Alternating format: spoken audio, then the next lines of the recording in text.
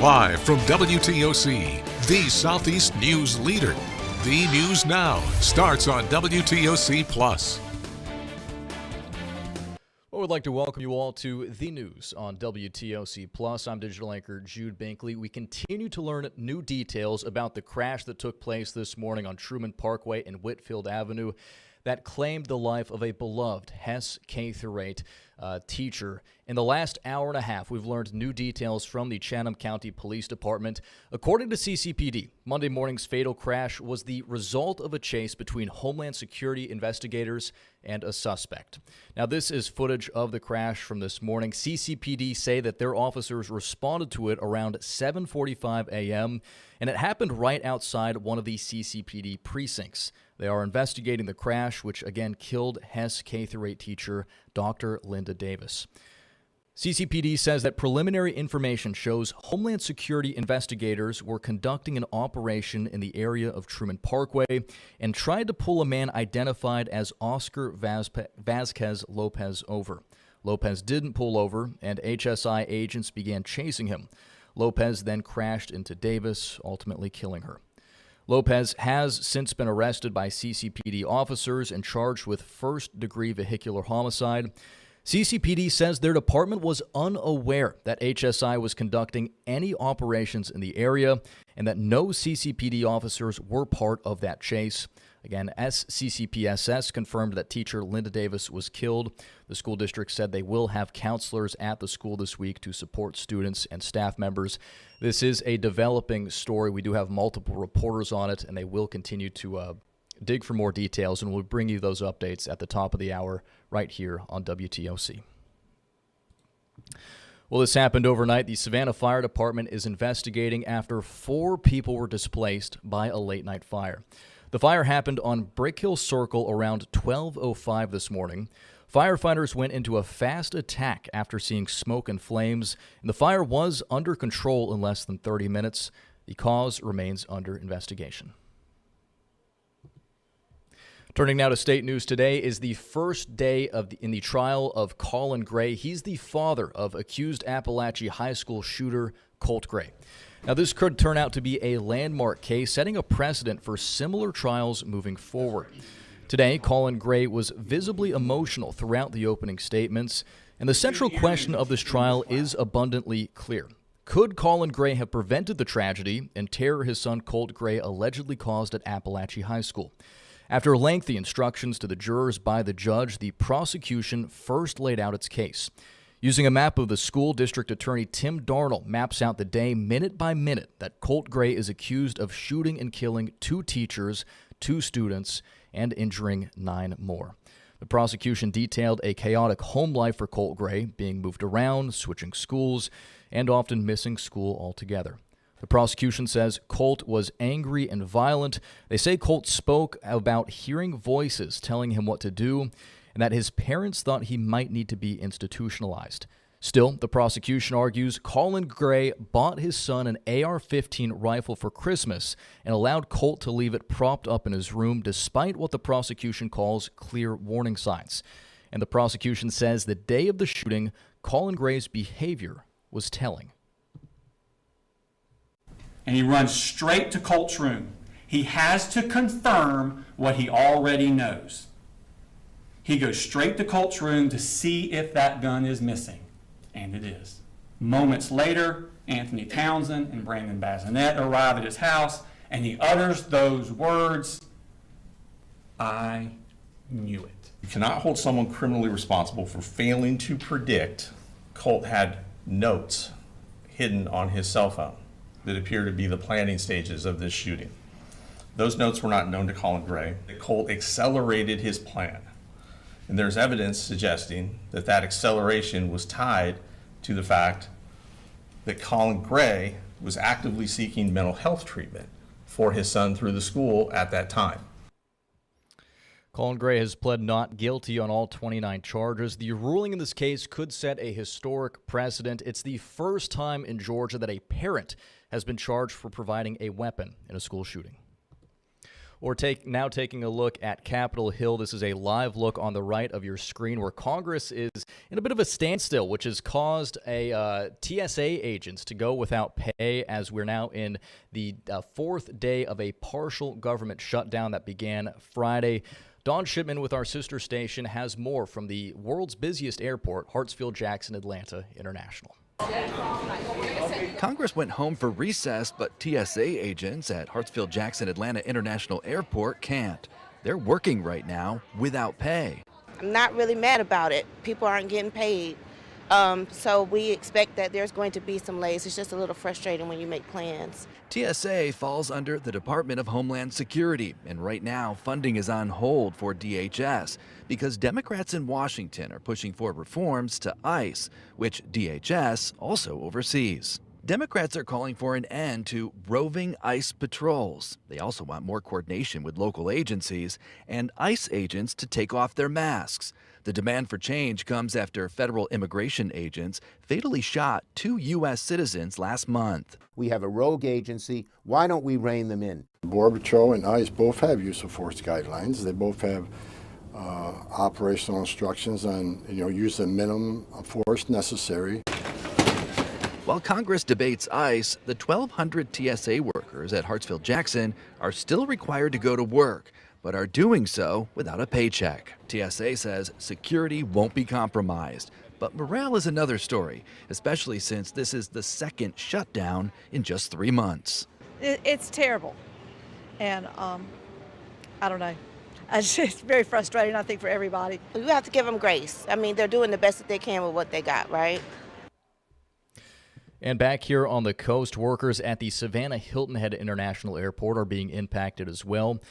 Now, local businesses lent a helping hand to TSA employees during the historic 43-day shutdown back in October, including Bella Napoli, who prepared hot meals for workers.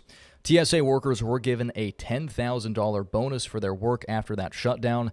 It's unclear if something similar will happen this time around. Other agencies, including FEMA, Border Patrol, and the Secret Service, are being impacted as well. Well, under the dome, the Georgia Senate is taking action against large-scale ICE facilities across the state. Lawmakers have announced legislation that would prohibit the use of state resources to support ICE warehouse detention centers. The Department of Homeland Security recently purchased a warehouse in Social Circle, Georgia, that could fit up to 10,000 detainees and has proposed another project in Oakwood. That's on top of the 4 centers already in the Peach State. Democrat Jaha Howard authored the bill. He says Georgia's taxpayers should not foot the bill for the detention centers without clear public consent and accountability. However, some Republicans tell us they support the facilities. Decisions of this magnitude should not be imposed from the top down. Local residents, local officials, and state leaders must have a voice before irreversible commitments are made that can fundamentally alter the character and the stability of a community. We do not want to overwhelm a small community like you're just pointing out, but at the same time, we have a duty to respond to the needs of our citizens in our state to make sure that they're safe in their communities and their neighborhoods, and especially in their bedrooms at night. Howard says he believes there will be unusual collaboration among Democrats, Republicans, and independents pushing back against the local detention centers. In national news, investigators searching for Nancy Guthrie are now reviewing surveillance video from Walmart's in Tucson, believing the suspect's backpack, mask, and clothes were all purchased in one of those stores.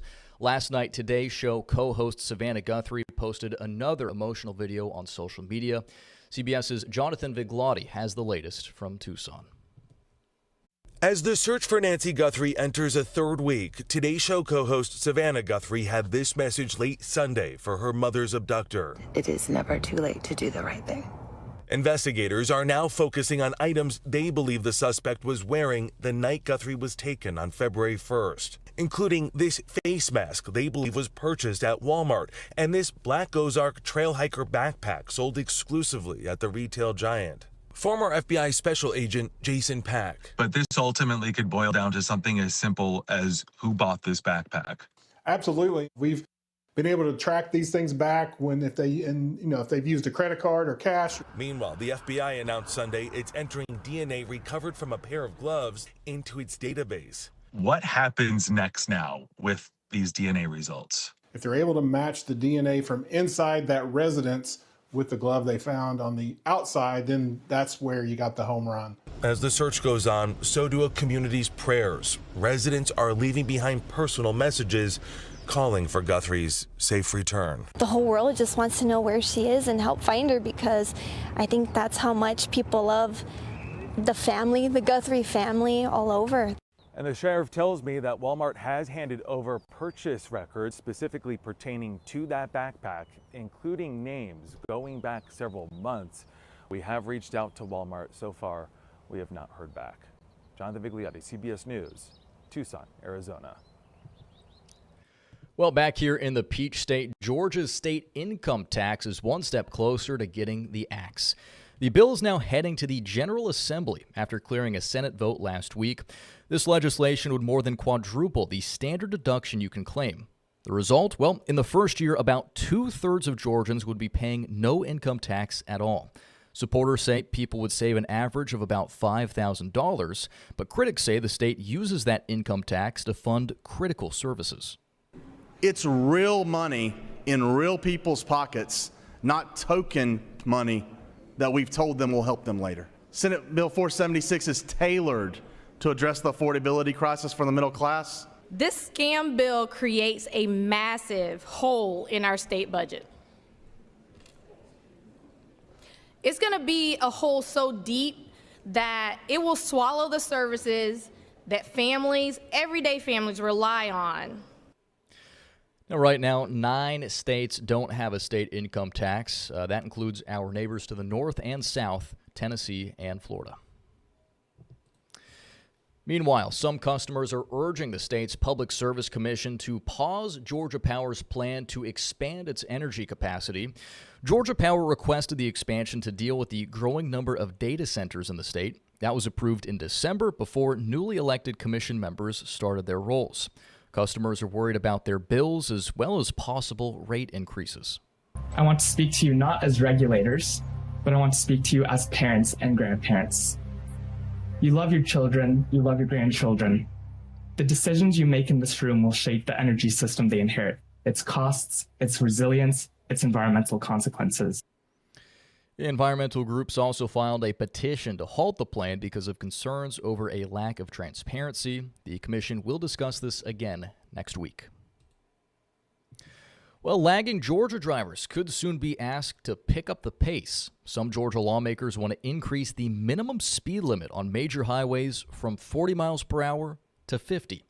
This would only be for highways where the maximum speed limit is 65 or faster. The bill's sponsor says the gap between the slowest drivers and the fastest drivers is causing deadly rear-end crashes. But critics argue the change could be too hard on senior citizens and student drivers. Right now, this bill is still in committee.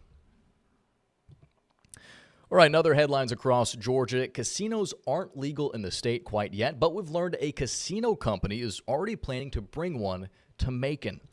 Gaming and Leisure Properties reached an agreement with Macon-Bibb County to buy the former J.C. Penney building at the Macon Mall for $20 million. They plan to revitalize the space. And if or when casino gambling is legalized in the Peach State, they would open one on that land. We're hearing from the Macon-Bibb County mayor about the move. For Macon-Bibb County, our investment is we want to give the citizens an opportunity to make that decision for themselves if it becomes legal, and we want to give them a place for it to happen. So getting a JCPenney's and selling a JCPenney's for $20 million is very attractive for Macon-Bibb County. To legalize casinos, lawmakers would have to pass a constitutional amendment, which would then be decided by voters. All right, well, today is President's Day, and if you're out looking for something to do, there's still plenty of time to check out Georgia's most treasured sites. National parks and historic parks are free today. A heads up, though, while admission is free, you still might have to pay for parking. Turning to sports news, we're a week into spring training, and the injuries are already starting to pile up for the Braves. Manager Walt Weiss said yesterday that pitcher Hurston Waldrop may require surgery to remove what he called loose bodies in Waldrop's arm. The The team should learn today how long the pitcher will miss after he meets with specialists. He joins fellow righty Spencer Schwallenbach on the sideline. He's out with bone spurs. A quick reminder, too, that for the next month and a half, WTOC is your place to watch the Braves get ready for the upcoming season. We're airing 15 spring training games. The first one is this Sunday. First pitch is set for 1 p.m. All right, this is a pretty cool story. A South Georgia teenager is getting the chance of a lifetime spearheading cancer research. Cy Totem is a junior at Leesburg High School. He's also leading a national billboard project. His focus is on providing access to health care in rural areas and has led to working with elite medical schools, including Harvard, Emory, and Ohio State. So far, he's raised more than $300,000, helping more than 200 people receive lung cancer screenings. Open my eyes to, like, especially in rural settings where people or, patients somehow have to travel distances, possibly 1 to 3 hours to Atlanta or like in Macon, major cities, to get the access care they need. So that kind of started, that was kind of my motivation to hey, instead of getting into it in college, why can I not start right now? What's stopping me, On top of his research, Cy also helped create an innovative lung cancer screening tool called Resonair. It's secured a U.S. patent and is now linked to a $1.5 million clinical trial. And finally, here on WTOC Plus, Tybee Island firefighters rescued a cat that had been stuck in a palm tree for more than 8 hours. This happened Wednesday afternoon. Tybee Island Fire Rescue says around 4:45 p.m., a truck went to 14th Street for a report of a cat that had been stuck in a palm tree since 8 o'clock that morning. They say upon arrival, crews positioned their ladder for a high-angle feline rescue. They say as their firefighter made their first attempts, the cat demonstrated some impressive agility by jumping to the other side of the tree multiple times. Crews say after some aerial repositioning, they were able to successfully secure the cat with no injuries, just a bruised firefighter ego or two.